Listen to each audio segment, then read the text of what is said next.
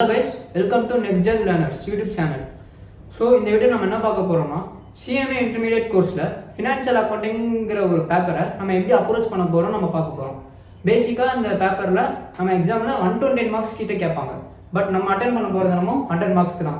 100 marks நம்ம எப்படி attend பண்ண போறோம்னா 30 மார்க்ஸ் MCQs ஆகும், 70 மார்க்ஸ் டிஸ்கிரிப்டிவாகவும் நம்ம எழுத போறோம். MCQs பாத்தீங்கன்னா 15 கேட்பாங்க, each carries 2 marks, so 30. Descriptive பாத்தீங்கன்னா 5 அட்டெண்ட் பண்ணனும், out of 7 into 14 70. First question MCQs தான். Second question compulsory question. Second வந்து 8 வரையும் 7 क्वेश्चंस இருக்கும். நம்ம அதுல 5 அட்டெண்ட் பண்ணனும். Second questions mostly they ask from fundamental chapter.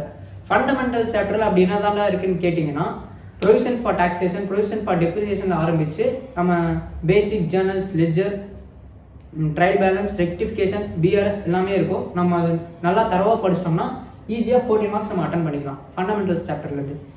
Third one பாத்தீங்கன்னா ஆக்சுவலா அதான் செகண்ட் ஒன், ஆனா क्वेश्चन படி பாத்தீங்கன்னா தேர்ட் ஒன் அது வந்து பில் ஆஃப் எக்ஸ் 5 சாப்டர். ஆக்சுவலா தேர்ட்ல 5 சாப்டர் இருக்கு. 5 சாப்டர்ல நம்ம தரவா இருந்தோம்னா ஈஸியா 14 மார்க்ஸ் கெயின் பண்ணலாம். அந்த 5 சாப்டர் என்னன்னு பார்த்தோம்னா bill of exchange, consignment, joint venture, hire purchase, lease. இந்த கண்டிப்பா நம்ம 5 சாப்டர் இருந்து தான் அவங்க எந்த 7:2 ப்ரொபோஷன்ல கேட்பாங்க. ஸோ ரீசன்ட் ஜூன் அட்டெம்ப்ட்ல மட்டும் பாத்தீங்கன்னா தேர்ட்ல கேட்கக்கூடியதை 6th கேட்டிருக்காங்க. கொஸ்டின் நம்பர் மாறுமே தவிர நான் சொன்ன இந்த சாப்டர்ஸ் மாறவே மாறாது. கண்டிப்பா இன்னொரு வாட்டி பார்த்துக்கோங்க. Bill of exchange, consignment, hire purchase, joint venture and lease. Joint venture கேட்க ரொம்பவே கம்மி பாசிபிலிட்டிஸ் தான் இருக்கு. ரீசெண்டா பாத்தீங்கன்னா பில் ஆஃப் எக்ஸ்சேஞ்ச், லீஸ் தான் நிறைய ரிப்பீட் இருக்கு. ஃபோர்த் ஒன் பாத்தீங்கன்னா ப்ராஃபிட் ஆர்கனைசேஷன், நான் profit organisation, single entry. 3 chapters ரொம்பவே வெயிட்டேஜான சாப்டர்ஸ். இந்த 3 சாப்டர்ஸ்ல ஒரு 14 மார்க் ஃபுல்லா கேட்பாங்க, ஒரு பெரிய சம்மா கேட்பாங்க. இப்போ ப்ராஃபிட் ஆர்கனைசேஷன் பாத்தீங்கன்னா trading, P&L, balance sheet prepare பண்ண கேட்பாங்க. அதே மாதிரி NPOல பார்த்தீங்கன்னா இன்கம் ஸ்டேட்மெண்ட்ல ஆரம்பிச்சு பேலன்ஸ் ஷீட், இல்லைனா receipts and payment, income statement, balance sheet அப்படி கூட போகலாம். சிங்கிள் என்ட்ரி வந்து மிஸ்ஸிங் இருக்கும், மிஸ்ஸிங் என்ட்ரிஸ் இருக்கும். நம்ம அந்த மிஸ்ஸிங் என்ட்ரிஸை வந்து கண்டுபிடிச்சு நம்ம statement of affairs, statement of அஃபேர்ஸ்னா ஒன்றுமே இல்லை, பேலன்ஸ் ஷீட் தான். சிங்கிள் என்ட்ரி பொறுத்த வரைக்கும் பேலன்ஸ் ஷீட்டை நம்ம ஸ்டேட்மெண்ட் ஆஃப் அஃபேர்ஸ்னு சொல்லுவோம். இதுதான் நம்ம வந்து இந்த சாப்டரில் பண்ணுவோம். 14 மார்க்ஸ் ஃபுல்லாக தான் கேட்பாங்க இந்த சாப்டரில். ஸோ ஃபிஃப்த் ஒன் பார்த்தீங்கன்னா பார்ட்னர்ஷிப். பார்ட்னர்ஷிப் பொறுத்த வரைக்கும் நமக்கு நிறையவே இருக்குது பார்ட்னர்ஷிப்பில். For example admission, retirement, death, வெர்ச்சஸ், அமல்கமேஷன், பீஸ்மியல் டிஸ்ட்ரிபியூஷன்ற மாதிரி கொஞ்சம் நான் 8 டாபிக்ஸ் கிட்ட இருக்கு. 8 டாபிக்ஸுமே பார்த்தீங்கன்னா எதாவது ஒன்று தான் கேட்பான். கண்டிப்பாக அட்மிஷன் இல்லைனா ரிட்டையர்மெண்ட் எதனா ஒன்று தான் கேட்பான். ரீசெண்டாக பார்த்தீங்கன்னா டெத்து, ரிட்டையர்மெண்ட் தான் நிறைய கேட்கலாம். ஒரு 14 மார்க் ஃபுல்லாக கேட்பான். 14 into 1 14 போகுது. 6th ஒன் பார்த்தீங்கன்னா 6th கொஸ்டின் ஜூன் 25 அட்டெம்ப்ட்ல 6th கேட்க வேண்டியது 3 கேட்டிருக்கான். 3 கேட்க வேண்டியது 6 கேட்டிருக்கான். ஆனால் நான் சொன்ன மாதிரி கொஸ்டின் நம்பர் தான் மாறுமே தவிர சாப்டர்ஸ் மாறாது. 6th பிரான்ச், டிபார்ட்மெண்ட், இன்சூரன்ஸ், இந்த 3 சாப்டர்ஸ் ரொம்ப இம்பார்ட்டன்டான சாப்டர்ஸ். கண்டிப்பாக 14 மார்க்ஸ் வந்துடும். டிபார்ட்மெண்ட் கேட்கறதுக்கு ரொம்பவே ரெஸ்பான்சிபிலிட்டிஸ் தான் இருக்குது. பிரான்ச் அண்ட் இன்சூரன்ஸ் கண்டிப்பாக எனக்கு தெரிஞ்சு கேட்டுருவாங்க.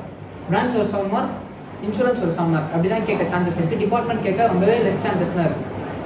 7th கொஸ்டின்ஸ் பார்த்தீங்கன்னா அக்கௌண்டிங் ஸ்டாண்டர்ட், பிபி இருக்குது, கவர்மெண்ட் கிராண்ட்ஸ் இருக்குது, அதுக்கப்புறம் இன்ட்ரெஸ்ட் இருக்குது, அதுக்கப்புறம் வந்து இன்னும் நிறைய இருக்குது. நம்ம ஒரு 5-6 கிட்ட ஏஎஸ் இருக்குது. நம்ம கரெக்டாக நம்ம தரவாக படிச்சிட்டோம்னா ஈஸியாக 6 இயர்ஸ் தான் இருக்குது.